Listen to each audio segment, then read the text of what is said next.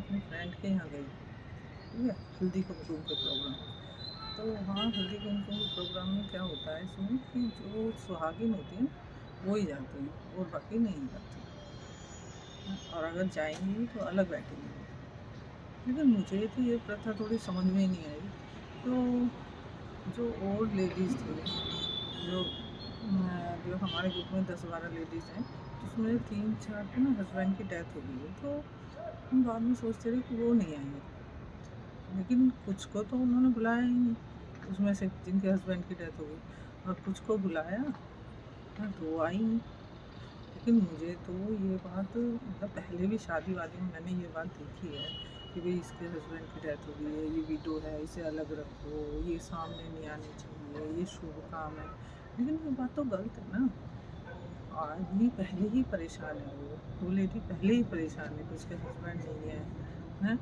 तो फिर ऊपर से जो समाज, जो लेडीज़ उसे कह के परेशान करती है। क्या वो सुखी नहीं होना चाहती है? क्या वो किसी का बुरा चाहती है? हैं? सुखी तो होना चाहती है ना वो भी तो हमारी तरह इंसान है। और उसके हस्बैंड के मरने में उसका हाथ क्या है? ये बताओ। अगर उसके हस्बैंड की डेथ हो गई है तो उसमें उसका हाथ क्या है? उसका तो कोई हाथ नहीं है ना। वो तो बेचारी उसके जाने के बाद परेशान ही हुई है ना।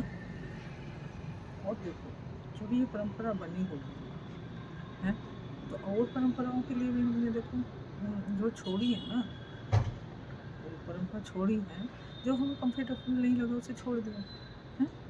तो ये परंपरा भी कभी बनी होगी, कोई होगा लॉजिक उस टाइम का, लेकिन वो उसे हम ढोते रहेंगे क्या?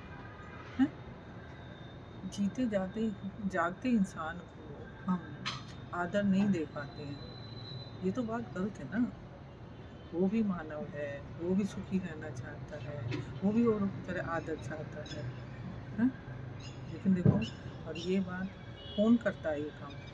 हम लेडीज ही करती हैं कि उसे आगे मत आने दो। कोई जेंट्स तो कहता नहीं नहीं उसे अलग बैठाओ, ये करो ना। जेंट्स में ये चीज़ होती है, जेंट्स में कहाँ होती है कि इसके वाइफ की डेथ हो गई है, इसे अलग बैठा दो। ये पूछते हैं, पहले बैठ के पूछते हैं क्या सब जेंट्स कि देखो किस किस की वाइफ नहीं है, वो अलग बैठेंगे, जिसकी वाइफ है वो एक साथ बैठेंगे। और जब एज हो गई है तो एक को तो जाना होगा, है। जीना समझ में आएगा तो मरना समझ में आएगा।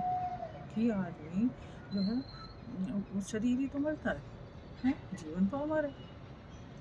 लेकिन अभी जीना समझ में नहीं आया ना।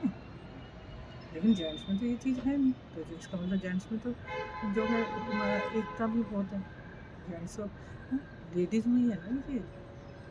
तो देखो ये परंपरा, और हमें देखो इतने हम आगे निकल गए हैं लेडीज, और सब जेंट्स के साथ सोचते हैं कि हम हर चीज़ में कंधा से कंधा मिला के चलेंगे, हम इस चीज़ में आगे निकल जाएं।